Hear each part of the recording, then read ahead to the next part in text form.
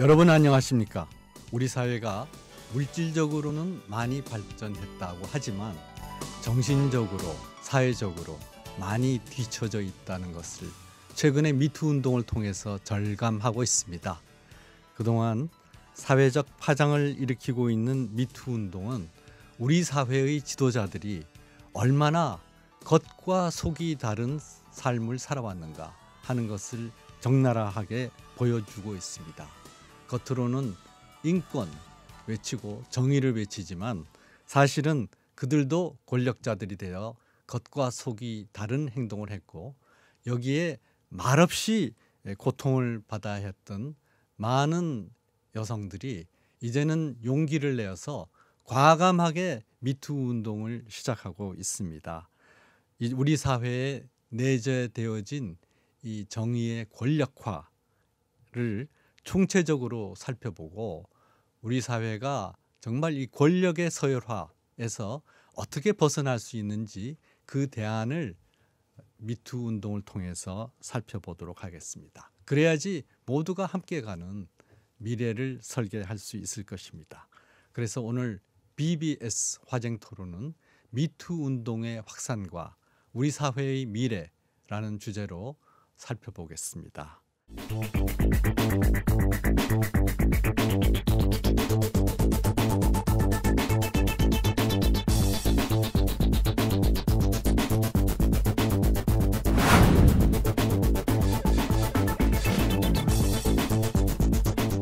먼저 오늘 토론을 함께 하시는 두 전문가분들 소개합니다.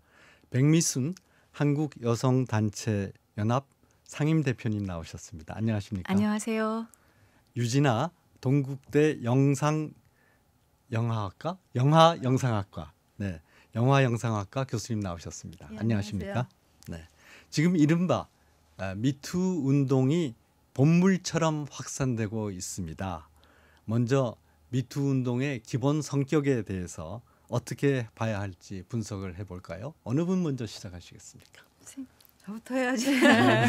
사실 완전히 그 자체가 이제 요새 하는 핵심일 텐데 우리 백 대표님은 이제 저는 영화를 학교에서 가르치는 게 이제 일반 직업이지만 사실은 뭐 영화 비평이나 어떤 영화 담론 뭐 이런 거에서 페미니즘의 물꼬를 텄다고 말하기 스스로 말하기 뭐하지만 여성 그런데 주체 이런 것에서 요새는 영화 쪽에서도 이 미투 운동이 김기덕 감독 사건도 있고 그걸 비롯해서 여러 가지 사안들이 나오는데요. 들불처럼 정말 터지기 시작했습니다.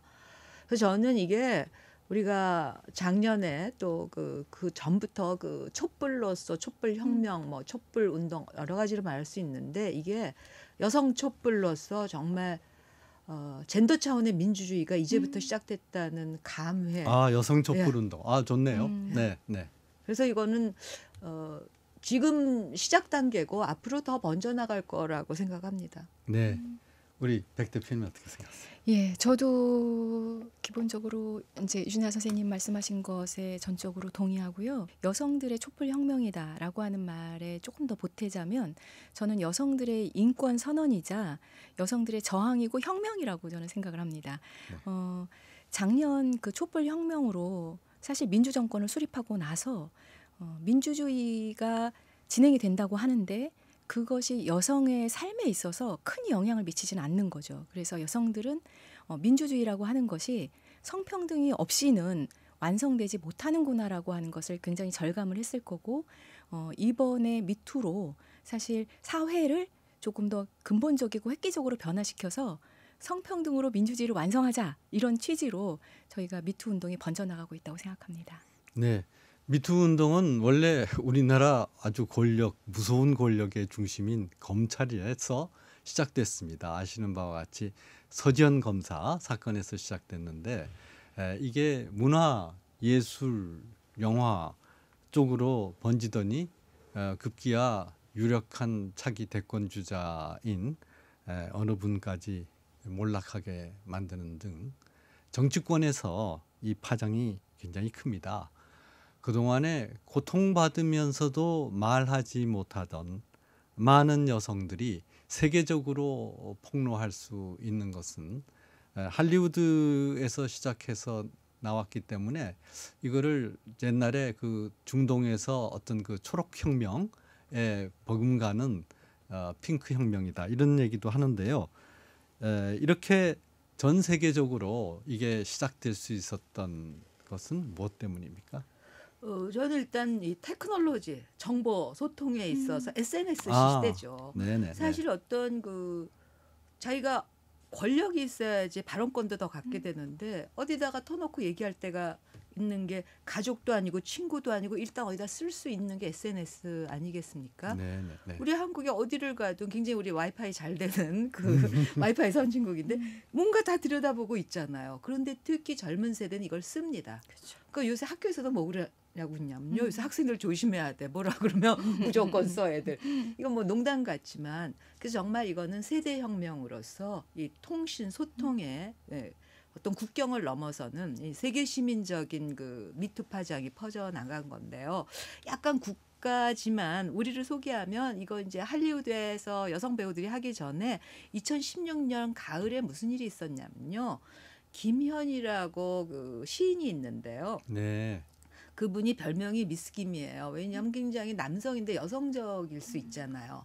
그래서 어떤 문예지의 21세기 문학인데 거기다 질문이 있습니다라고 한국 문단이 왜 이렇게 성차별적이냐, 소위 여성 혐오적이냐, 미조진이라는 이제 용어도 있지 않습니까? 그 인문학적인 용어로 뭐 영어지만 미조진이 문단에 그게 너무 강하다 한국 문단에 그러면서 그게 이슈가 돼서 그때 해시태그가 이미 나왔어요. SNS. 네. 그러면서 이 최영미 시인의 그 이엔 이제는 예. 다 고은인 시인이라고 예. 이제 아니까 뭐 제가 굳이 그렇게 말 안 해도 다 아실 텐데 이엔신. 그죠? 황해 문화에서 어떤 특집 시를 그런 페미니즘의 어떤 그 물꼬를 튼 것이 이 문학 쪽에서 2016년에 시작됐고 시로 나오고 그 파장이 결국 이제 미투와 만나면서 우리 나름대로 예고편 내지 준비 운동이 이미 시작되고 있었다는 게 저는 참 반갑습니다. 네. 미국이 하니까 따라한다 그거 갑자기 아니라 이미 이 안에서 파문이 일고 있는 것이 같이 만나면서 특히 어떤 권력이거나 사법고시를 받다는 이유로 어떤 면에서는 좀 힘 있는 자 상대적으로 남사보다 못해도 그런 서검사의 공헌도 크죠. 저는 그렇게 아주 정말 좋은 작용이 있었다고 생각합니다. 네네. 우리 백 대표님. 네, 제가 이 미투의 운동이 이제 한참 진행이 되면서 언론에서 계속 질문을 받았던 것이 왜 그동안 한국 사회에서는 미투 운동이 없었냐 이런 질문을 많이 받았습니다. 그런데 아까 유진아 교수님께서 말씀해주신 것처럼 사실 한국 사회에서 말하기는 수십 년 동안 지속이 됐거든요. 그러니까 개인적인 성폭력 피해에 대한 말하기, 성희롱에 대한 말하기가 있어왔던 것은 물론이고 여성 단체들에서 아주 공식적인 말하기 대회까지 있었습니다. 그러니까 성폭력 피해들은 여전히 계속 말해져 왔었는데 이번에 헐리우드의 어떤 미투 운동이라고 하는 것이 우리들한테도 이게 또 말할 수 있는 하나의 기운이 되긴 했다, 영향을 미치긴 했다라고 하는 생각은 하고요. 그런데 이제 아무리 세계적으로 어떤 기운이 있다고 할지라도 주체적으로 여성들이 준비가 안 됐으면 우리는 말할 수가 없죠. 그런데 지금 이제 젊은 여성들은 이미 페미니즘을 많이 공부하고 대중화가 된 세대고 그래서 본인들이 말할 수 있는 주체적인 힘들이 좀 길러졌고 자신들의 언어도 생겨난 집단이다. 그리고 또 한 가지는 본투비 온라인 세대예요. 그러니까 온라인으로 말하는 게 굉장히 자유로운 세대이기도 하죠. 그러니까 다양한 방식으로 말할 수 있는 수단들을 소유하고 있는 집단이고 그리고 이런 것들을 말할 수 있도록 하는 주체적인 힘들이 많이 길러졌다. 그리고 우리 사회 분위기도 이미 민주화됐기 때문에 뭔가 내가 말할 수 있는 사회적 분위기고 말한다고 하면 어느 정도 보호받을 수 있겠다라고 하는 신뢰도 저는 한몫을 했다고 생각합니다. 제가 조금 더 첨언하면요. 네. 저는 이제 학교에서 주로 20대 친구들과 같이 생활을 하잖아요. 영화를 공부하면서. 2016년에 예술과 젠더라는 교과목을 만들었습니다. 예술대학 교양과목인데요. 네. 제가 그동안 페미니즘 영화 비평은 굉장히 영화 비평에서 중요한 80년대 이후의 수학이거든요. 그거에 대한 책도 같이 냈고 그래서 대학원 좀 어려워요. 그게 뭐 인문 철학적인 걸 많이 알아야 돼. 정신 어려워서 학부에서는 제가 그 내놓고 강의를 못 하고 그냥 저기 세계 영화사 어떤 흐름에 조금만 해줘서 대학원 주로 박사과정에서만 했는데 학부에 예술대학에 그 수업을 만들어요. 왜냐하면 이제 자꾸 혁신과 어떤 걸로 새로운 어떤 걸 하자고 그래서 제가 그냥 제안을 했거든요. 예술을 하려면 페미니즘을 알아야 된다. 그래서 영상과 젠더 혹은 예술과 젠더를 하자. 그러니까 그게 통과돼서 그게 인기가 많아서 영화과뿐만 아니라 미술하는 친구에서 그 과목을 만든 거. 그거 저희가 미투 알고 한 게 아니잖아요. 학생들도 그걸 좋아하니까 했고. 또 그 여성인권영화제라고 그게 굉장히 마이너 영화제죠. 작은 영화제인데 여성영화제가 있지만 이미 서울국제여서 여성인권영화제는 그 여성의 전화에서요. 우리 백 대표님도 잘 알 텐데 거기가 소위 네. 아픈 여자들 그 쉼터 제공하면서 그 다큐멘터리를 제가 거기서 보면서 10몇 년 동안 정말 많이 배웠어요. 네. 근데 이게 작은 데서 어떤 면에서 작은 영화제예요. 그런 게 다 저는 준비 작업이었다고 생각해요. 네, 네. 예. 뭐 유인하 교수님 기약 말씀하시니까 아까 김기덕 감독 말씀도 하셨고 그 나쁜 남자 있잖아요. 저는 그런 스토리가 정말 마음에 안 들어서 그 영화를 안 봤습니다. 의도적으로. 그러나 그럼에도 불구하고 어떤 스토리인지는 알아요. 그리고 김기덕 감독이 국제영화제에서 수상한 작품들도 어떤 스토리들인지 아는데 저는 그런 거를 보면서 두 가지가 기분 나쁜 게 하나는 남성 제국주의예요. 그러니까 나쁜 남자 그렇죠. 신드롬이라는 게 뭐냐면 미인일수록 나쁜 남자가 아주 힘으로 저돌적으로 아주 남성 마초로 하면은 미인일수록 나쁜 남자한테 넘어간다라고 하는 게 이제 나쁜 남자 신드롬인데 그게 여성들은 힘 있는 남자를 좋아한다. 수동적이길 바란다. 이런 이상한 아이디올로지를 만들었고 또 김기덕 감독이 이 국제음악제에서 수상한 것 자체가 사실은 저희처럼 유럽에서 공부한 사람들은 그 실상을 알거든요. 유럽 사람들, 미국 사람들, 이른바 서양의 콧대 높은 사람들은 자기네 문화는 고상한 것이고 저 뭐 경제적으로 좀 산다 그러지만은 좀 못 살던 한국 같은 데서 만든 거 그 이상하게 익소틱이라고 그럽니까? 뭐 그렇게 좀 별종이고 변태적이고 그런 거를 어둡고 이런 거를 예술적으로 가치 있다 그러고 띄워줌으로써 거기서 문화적 우월감을 느끼는 거죠. 저는 이게 문화적 제국주의라고 생각하는데. 그렇죠. 이제 제가 그거를 네. 제 식으로 하면 저도 적극 그 동감하는 부분이 큰데요. 특히 젠더 논리에서 오리엔탈리즘을 이제 젠더 관점 이제 남녀인데 그것도 예, 남녀 예, 차별적으로 보면 그 서양 남자들이 갖고 있는 아시아 여자는 비서양권 네, 주로 는 좀 더 수동적이고 수용적이고 자기네들이 갖고 있는 그냥 야만적이란 말을 씁시다. 네. 그런 판타지를 네. 뭐 표현할 수 있는 그래서 그런 것들이 있는데 스스로는 안 합니다. 네. 그러니까 김 감독 영화 같은 것들이 아주 좋은 어떤 예가 될까요? 네. 그래서 제가 한때 그 나쁜 남자에서 저 파란 대문까지 보고 그다음부터 영화를 안 보는데 너무 이상해서 근데 그게 상 받아서 그렇죠. 그 가이드 시네마라고 소위 이제 서양 영화의 비평을 제대로 시작한 어떤 독보적인 굉장히 잡지인데 가이드 시네마 기자가 저한테 질문을 하는 거예요. 그때는 깐느에서는 아직 상 안 줬을 때요. 네. 왜 유럽 영화제가 자꾸 김기덕 감독 영화를 데려와서 뭔가 상을 준다고 생각하냐. 그래서 그 오리엔탈리즘 아니겠냐. 그래도 그걸 이제 그 보통 후기 제국주의 뭐 이렇게도 말할 수 있는 거죠. 포스트 콜로니얼리즘이라는 학문 용어도 네, 네, 있는데. 네. 네. 그래서 나는 정말 기분이 나쁘고 어떤 이게 역발상으로 우월감 가시 같다 막 이랬더니 자기도 그런다고 동의한다고 그러더라고요. 예, 그래서 예, 고맙다고 네, 그거 예, 동의해줘서 그런 네. 의견을 가진 서양 기자도 있었어요. 예. 뭐 그런 거가 우리나라에도 사실은 여러 차례 있었죠. 뭐 원래 그 문화 제국주의의 대표적인 작품이 세계적인 오페라의 거작이지만은 나비 부인이거든요. 그렇죠. 예. 동양 여자는 무조건 서양 남자를 좋아한다. 그리고 서양 남자가 차도 동양 여자가 취할 수 있는 거는 자살뿐이다. 그리고 기다리고 기다리고. 기다리다가 자살해야죠. 갑자기 그리고 한마디로. 이제 저 뮤지컬로 해서 미스 사이공이 됐습니다. 네. 그렇죠. 똑같은 스토리죠. 잘하시는구나. 네, 그래서 네. 그래갖고 그거 거부한 데도 있어요. 네. 그 여성단체 아무래도 페미니스트 경향 그룹에서 제가 기억이 맞다면 캐나다인가 어떤 나라에서는 네. 미스 사이공이 와서 공연하는 걸 거부한 나라도 있습니다. 아 그렇군요. 네, 네, 네. 네.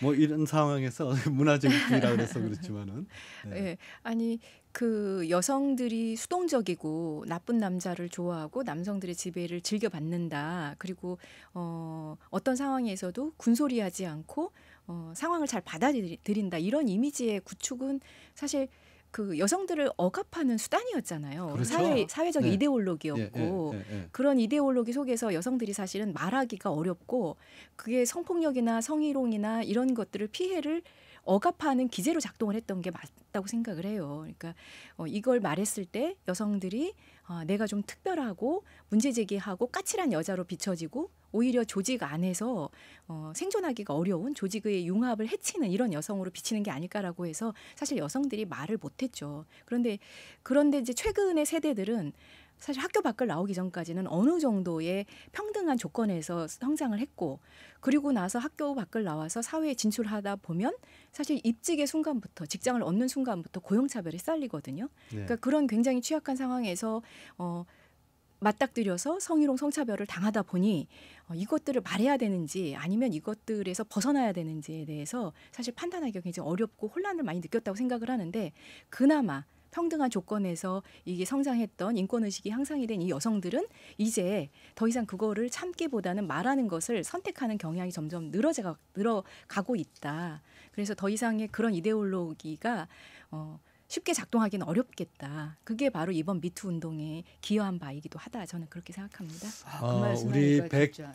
대표님 말씀하신 데 대해서 제가 잠깐 딴지를 걸겠습니다. 네네네. 그 뭐냐면 지금 현재 이 미투 운동이 일어나고 여성들이 폭로하고 이런 데서 또 어떤 현상이 일어나냐 하면은 유투 운동이라고 그럴까요? 너도 그랬지라고 하는 거. 그러니까 김기덕 감독이 요구했던 그 많은 요구를 받아들이지 않았으면 어떻게 그런 영화에서 주연을 꿰찼겠느냐 하는 거 유투도 있고 또 다른 한편으로는 우리 사회의 이런 성차별 또 여성에 대한 이상한 착취 이런 것이 미투 운동으로 확산이 되니까 뭐랄까요 과도한 자기 방어라고 그럴까요? 그래서 이게 저 펜스 이펙트라고 그러던데 노동시장에서 가뜩이나 열악한 여성의 지위가 이제는 우리 여성 멘티 나 안 받겠어 이래가지고 좀 바깥으로 튕겨져 나오는 이런 부작용도 있습니다. 그래서 제가 이제 어떤 면에서는 바람으로 하는 얘기인데 미투 운동을 할 때는 이런 부작용도 있다 하는 거를 미리 감안하고 해야지 미투 운동을 통해서 여성의 인권이 더 신장될 것이다 하는 낙관적인 것만 가지고는 앞으로의 이 역풍을 헤쳐나가기 어려울 수도 있다. 하는 거를 이게 딴지인가요? 아니면 딴지에 잘 거셨고요. 네, 이미 네. 그런 얘기 제가 들었어요. 그렇죠. 이렇게 시중에 흘러다니는 얘기도 있고 그런 네, 게 네, 그 네. SNS에서 유튜브라든가 이런 거에서 또 어떤 네. 저널리즘을 통해서도 많이 나오고 음모론도 나와서 이걸 음모론도 음모론까지 있죠. 나오고 네, 네, 네. 그걸 더 파장을 크게 하면 이미 파장은 커졌고 이거는 뭐 당연히 각오하고 네, 해야 네. 되는데 저는 그동안 한국 사회에서 살면서 또 같이 관찰하면서 보면은 이 여성 고용 할당제도 있고 그거가 아니더라도 지금 21세기에 이 정도 수준의 경제력과 교육 그 수준을 가진 나라에서 WF 통계 나오잖아요. 예, 그죠? 나오죠. 월드 이코노미 포럼 항상 네, 나오면 네, 네. 우리가 144개국인가 149국 넘는데 거기서 110 몇 위예요. 제가 수업에서 그거 가리키면서 어떻게 하냐면요. 예술과 젠더 수업에서 이런 거 하니까 문화현상으로 너무 애들은 싫어하죠. 그리고 이상한 거죠. 한국은 정말 그 경제력과 교육 환경이나 이런 의식 수준 차이에 비해서 너무 있는데 이게 뭐냐면은 그러면 제가 이래요. 농담처럼 아랍 국가들도 많다 우리 주변에.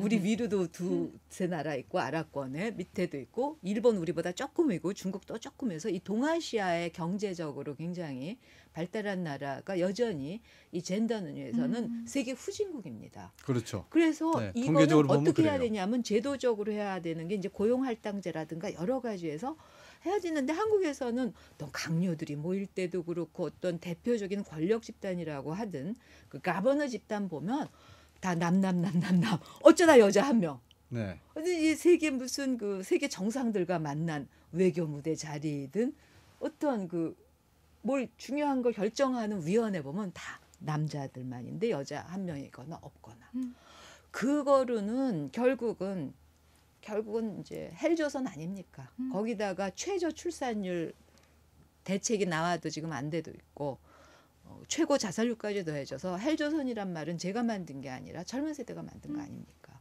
그래서 저는 그건 헬조선으로 그냥 가는 길이라고 생각해요. 그래서 이거는 고용할당제라든가 제도적으로 그건 정확하게 그냥 50%가 모든 영역의 여성이 되는 걸로 가야만 이거를 벗어날 수 있다고 저는 생각합니다. 네. 이거를 과감하게 우리가 저 여성의 노동 시장에서의 차별 이거는 미투 운동과 별도로 해야 될 일인데요. 이런 일을 할 때마다 여러 가지 시도를 하지만 거기에는 이 상당한 저항이 있습니다.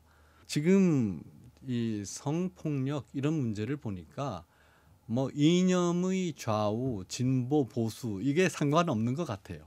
우리 유진아 교수님 말씀하셨던 어떤 그 젠더 문제와 관계되는 것 같은데 이건 원래 그랬던 것 같아요. 네, 우리 저 백 대표님 한번 그런 면에서 여성 운동 연합을 하고 계시니까 어떻게 생각하세요?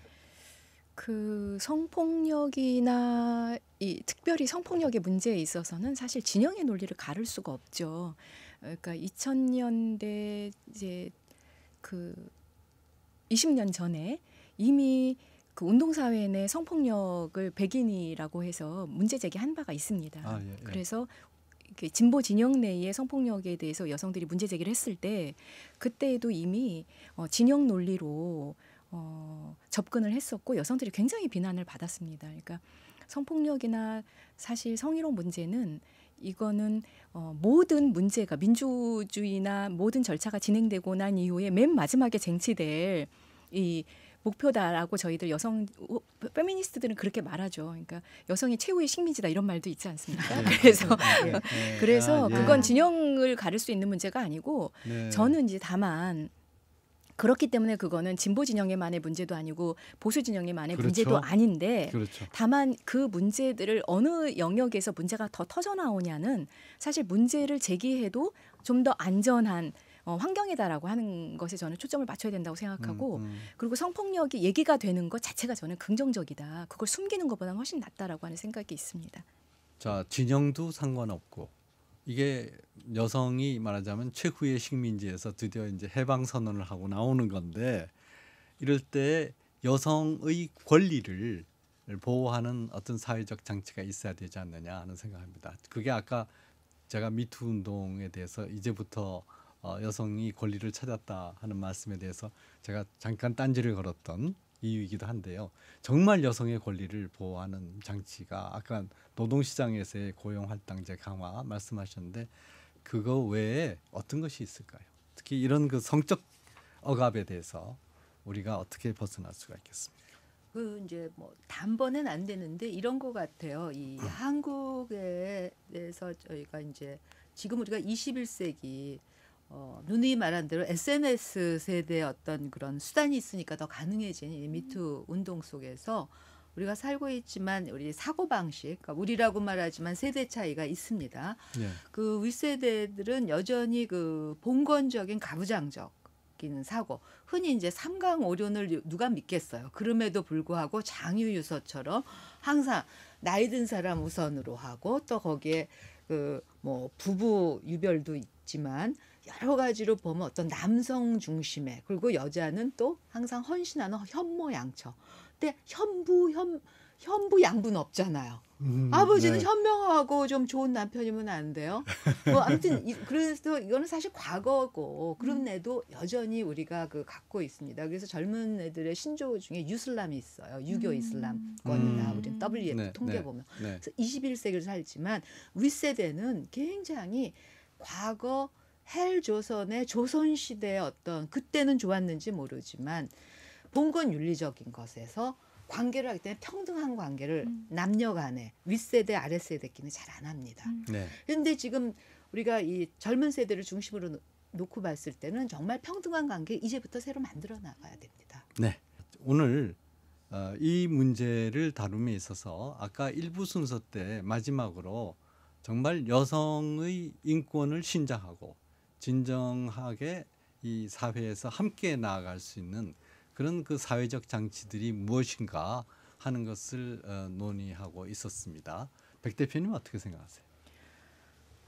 예, 그 지금 말씀하신 것에 좀 이어서 말하자면 이제 유치원서부터 정규 교육에 성평등 교육이 저는 반드시 포함이 되어야 한다. 아, 네. 그래서 이게 성평등한 관계 맺기 그리고 여성을 또 하나의 주체적인 인간으로 대접하는 것이 어떤 것인가에 대한 확실한 저는 규범을 확립을 해야 된다라고 생각을 하고요. 그리고 가정에서도 이런 성별에 따른 그 역할 고정관념 이런 것들로 길러졌을 때 여성들이 혹은 남성들이 사회에 나와서 그 고정관념을 계속 그대로 실천할 수밖에 없어요. 그래서 그런 것들을 확실하게 깨기 위한 그 가정교육에 대해서도 좀 저는 혁명적 전환이 필요하다라고 생각을 하고요. 그 성평등 교육과 관련해서는 이미 이제 지난번에 청와대 그 청원 홈페이지에 20만이 넘었어요. 우리한테도 성평등 교육이 필요하고 페미니즘 교육이 필요하다. 그리고 페미니즘 선생님들이 필요하다. 그래서 그런 교육을 아이들한테 시켜라. 이렇게 이미 이제 그런 그 시민들의 청원이 정말 밀물처럼 밀려오고 있기 때문에 이런 것으로 사회적인 그러니까 이 교육 시스템을 좀 확실히 바꿔야 된다 이참에 이런 말씀을 드리고 싶고 이런 것과 더불어서 이제 아까 말씀하신 것처럼 우리 사회 구조를 근본적으로 저는 틀을 바꾸지 않으면 성희롱, 성차별, 성폭력 이거는 근본적으로 가능하지 않다. 근데 그것에 그럼 어떻게 바꿀 건가? 저는 이번 개헌 논의할 때 성평등 개헌이라고 하는 우리 개헌에 성평등은 국가의 근본 가치야, 근본 규범이야라고 하는 것을 정확하게 명시할 필요가 있다라고 하는 걸 꼭 말씀을 드리고 싶고 이번에 성평등 개헌 반드시 이뤄내야 된다. 그리고 그 각종 대표성이 있습니다. 아까 정부위원회 말씀하셨던 것처럼 정부위원회 그리고 임명직이나 선출직 공무원들한테 반드시 50대 50 남녀 동수의 대표성을 보장해야 한다. 뿐만이 아니라 민간 영역에서도 의사결정할 수 있는 영역의 여성 대표성은 20%가 안 돼요. 그렇기 때문에 그것들에 대해서도 반드시 이게 대표성이 확대될 수 있도록 정부가 노력하는 모습들을 보여줘야 한다라고 하는 것과 그리고 남녀가 지금 그 남성이 100의 임금을 받으면 여성은 64%에 불과해요. 그걸 우리는 이제 이번에 38 여성대회에서 셋이 스탑이라고 하는 운동으로 이제 구현해냈는데 남성이 아침에 9시부터 6시까지 일을 한다고 하면 여성은 9시부터 3시까지만 일하면 되는 임금을 받는 거죠. 남성이 60%의 임금을 받기 때문에 그래서 우리 여성들은 앞으로 모든 직장에서 3시에 퇴근하면 된다. 이런 걸 상징적으로 보여주는 3시 스탑 운동을 한 거죠. 그래서 그런 성별 임금 격차, 고용 시장에 있어서의 차별 이런 것들을 좀 바꿔내야 되는 게 아닌가. 그리고 성차별 금지법 같은 것도 만들어져야 되죠. 예. 네. 전 이번에 참 걱정되는 게 특히 문화예술계에서 정상적으로 이 연기 활동을 하고 하는 분들이 마치 이 성상납을 하지 않았는가 또는 뭐 문화예술계는 다 그래 모든 감독은 다 그럴 거야 이런 식으로 몰아치기 하는 거 이거 어떻게 좀 벗어나서 가려서 분별해서 모든 사람이 판단할 수 있는 그래서 정상적인 직업인을 정상적인 직업인으로 대접해 줄 수 있고 이 비뚤어진 성의식을 가진 사람은 정말 예외적이다. 이거를 확산시킬 수 있으면 좋겠는데 이 미투 운동을 하면서도 말하자면 이 가려진 여러 영역에 대해서 같이 나아가는 그런 운동은 어떻게 할 수 있을까요? 이런 이제 잘못된 어쨌든 가치관, 그러니까 이게 성평등에 대한 인식이 없는 사람들이 예외적이다라고 단정할 수는 없고요. 제가 생각하기에는 예외적이 되도록 만들어야 된다. 그리고 그렇게 말을 바꾸자면 그렇게 말씀을 드리고 싶은 게 우리가 이제 이 미투 운동이라고 하는 것이 사실 한 영역에서만 벌어진 것이라고 하면 이제 그런 식의 일반화가 가능하겠지만 예술계는 다 그래, 문화예술계는 다 그래, 체육계는 지금 모든 영역에서 터져 나왔거든요. 체육계는 다 그래, 그리고 정치계는 다 그래. 그러면 뭐 언론계는 안 그러냐? 언론계도 마찬가지죠.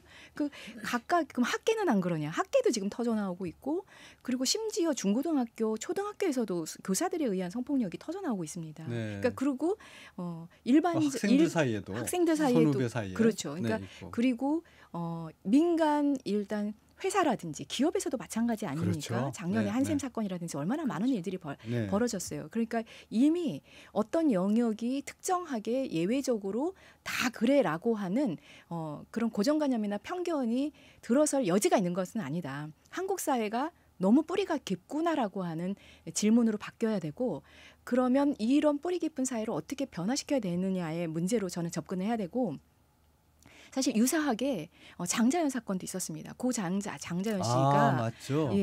그 사건이 있었죠. 그분이 사실 죽음으로써 자신이 이런 성폭력의 이 상황에서 생존을 더 이상 할 수가 없다라고 하는 것들을 이미 선언을 했었는데 그 사건 어떻게 됐습니까? 사실 제대로 수사되지 않았거든요. 묻혀버렸어요. 그러니까 그럴 때 가해자들과 범죄자들을 정확하게 처벌하고 사회가 그것에 대해서 판단해주는 이런 장치들이 사실 이게 작동하지 않으면 이번 뭐 그런 일이 벌어졌는데 뭐 피해자들은 늘 그냥 말하고 끝나는구나라고 하는 것으로 사회적 인식을 확 이제는 굳혀질 수밖에 없겠다. 그러니까 이런 것들을 바꿔내야 되고 그래서 이참에 미투의 가해자들, 특히 피해자들이 처벌하기를 원하는 그런 가해자들에 대해서는 확실하게 사법적인 저는 처벌도 해야 된다고 생각을 합니다. 그 점에 대해서는 100% 그렇죠. 동감하고요. 유진아 교수님. 장자연 사건 말씀하시고 그러니까 또 문화예술계가 심한 것도 저는 이제 그런 분야가 영화 전공이기 때문에 정말 인정하지만 한국 사회가 다른 데가 안 그런 게 맞아요. 그래서 이제 뿌리 깊다고 말하는데 오래됐고 어떤 근원적인 건데 안 보이지는 공기가 있는 것 같은 정말 우리한테 파고들었는데 장자연 같은 경우는 그게 스폰서 문화라고 불렸어요. 그때. 그게 뭐냐면 그렇군요. 한국에서 이제 권력이 있는 언론계 뭐 여러 비즈니스 사업 쪽이나 이런 사람들이 여성 연예인한테 성상납을 받는 것처럼 뭔가 이렇게 성적인 서비스를 받는 스폰서 그런 문화였고 그것도 하다가 말고 그러니까 그때는 검찰 조직이 있고 우리 법이 가해자 처벌에 그렇게 제대로 되지 않아도 있긴 있는데 그걸 하지를 않는 거죠. 조사를 제대로.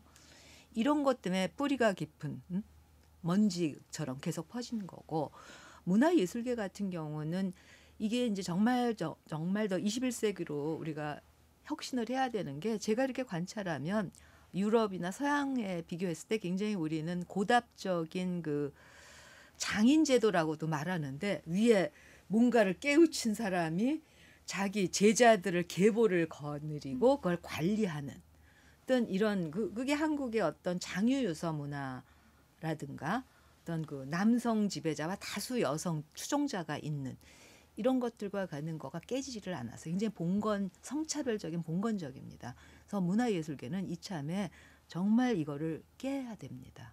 항상 그렇지만 소나기가 내리면은 일단 피하고 보자 하는 심리가 있습니다.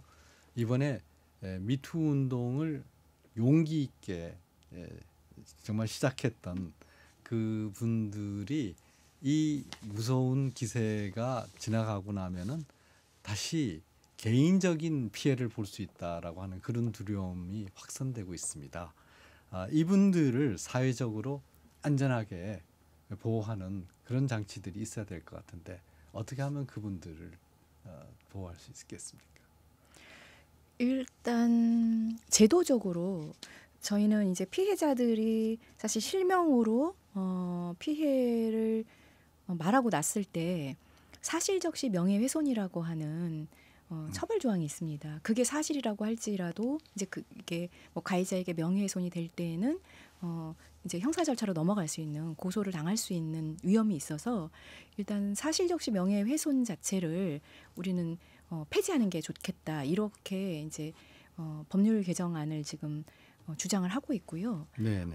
그리고 피해자들이 이게 이제 사회적으로 신문에 난 언론에 난 방송에 보도되는 그런 사안에 대해서는 정말 피해자들을 보호해야 되겠구나 이렇게 생각을 하는데 그 피해자가 바로 내 옆에서 내 주변인일 때 내가 그 구성원의 하나로서 그 피해자들을 볼 때는 주변 사람들이 사실 보호하거나 피해자 편에 잘 안 서요. 네. 왜냐하면 그게 주류 집단이 아니기 때문에 네. 이제 그래서 저희는 바로 옆에 있는 사람들의 역할이 굉장히 중요하다. 옆에 있는 피해자들 옆에 있는 사람들이 피해자들을 계속 지지하고 피해자가 불이익을 받지 않도록 그걸 감시하고 함께 해주는 게 굉장히 중요하다라고 저희 주장을 하고 있고요.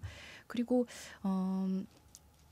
2차 피해 우리가 이제 성폭력 피해자들이 피해를 말하고 난 이후에 겪게 되는 피해를 2차 피해라고 얘기를 하는데 그 2차 피해가 어떤 식으로 진행되는지에 대해서 사후적으로 모니터링하면서 2차 피해를 겪게 되는 경우에 그 해당 작업장이나 일터에 불이익을 주고 페널티를 주고 이런 정부의 적극적인 어떤 견인하는 역할도 저희는 필요하다고 생각해요. 네. 우리가 이 법이라는 것이 최소한의 도덕이다. 이제 이런 표현도 있는데요. 결국은 이거를 바꾸기 위해서는 우리 사회 전체의 어떤 그 도덕적 엄격성이라고 그럴까? 그게 좀 더 강화돼야 되지 않을까 싶습니다. 엄연히 이 성차별이라는 것 자체가 현행법으로 보더라도 범죄인데 이 범죄를 천연덕스럽게 하고서도 아무 문제 없다라고 생각하는 거, 그거는 최소한의 법이란 최소한의 도덕이라고 하는 데서 최소한의 그 도덕도 지키지 않는다는 얘기가 되거든요. 그래서 이 문제에 있어서 어떤 그 도덕적인 재고 이거를 어떻게 생각하세요? 그러니까 그동안 우리가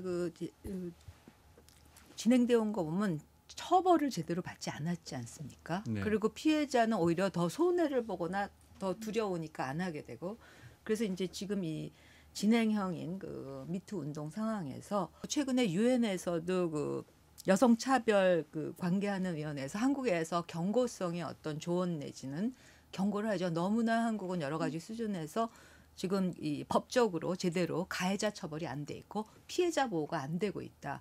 그래서 가해자를 제대로 처벌해서 이걸로 인해서 그거에 준하는 처벌을 받으려면 그 공소시효 제도도 지금 손보고 있죠.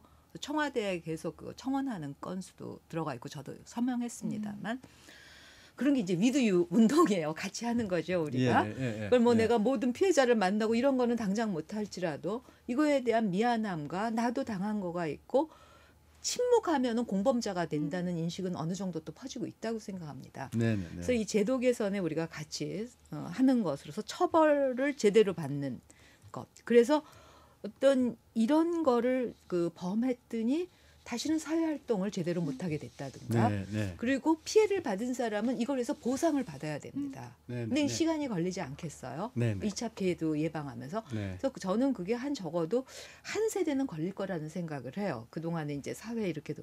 그래서 우리가 이미 나온 얘기지만 냄비 언론처럼 듣고 있고 일시적인 한풍으로 끝나고 또 어떤 분들은 저한테도 그런 질문을 하세요. 이거 언제까지 갈 것 같아? 빨리 끝나야 되지 않겠어? 뭐 얼굴에 왜 그런지 써 있는 것 같습니다. 네. 하지만 저는 이거는 정말 오래 해야 될 운동 중에 하나다. 정말 그래갖고 그 결과가 나오는 것들을 타고 우리가 가해자 처벌과 피해자 보상받는 것들이 유엔 권고안에도 들어가 있고요. 좀 다른 사회로 우리가 더 나은 사회로 네. 혁신할 거라고 생각합니다. 그리고 이것과 더불어서 이제 우리 유진아 교수님의 With You 운동 참 정확하고 지금 절실한 운동의 필요성을 제기하셨는데 반대로 얘기하는 사람들이 있습니다. 이것은 아까도 잠시 얘기가 나왔지만은 어디선가 정치적 음모가 있다.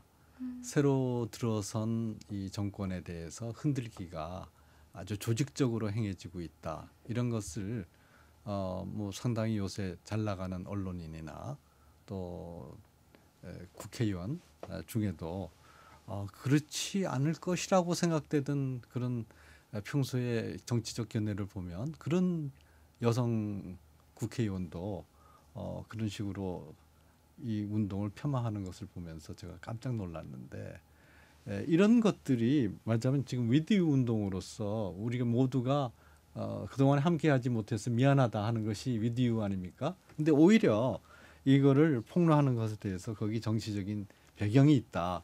이런 식으로 몰고 가는 거는 정말 이 운동을 상당히 힘들게 만드는 것일 텐데 어떻게 대처할 수 있겠습니까?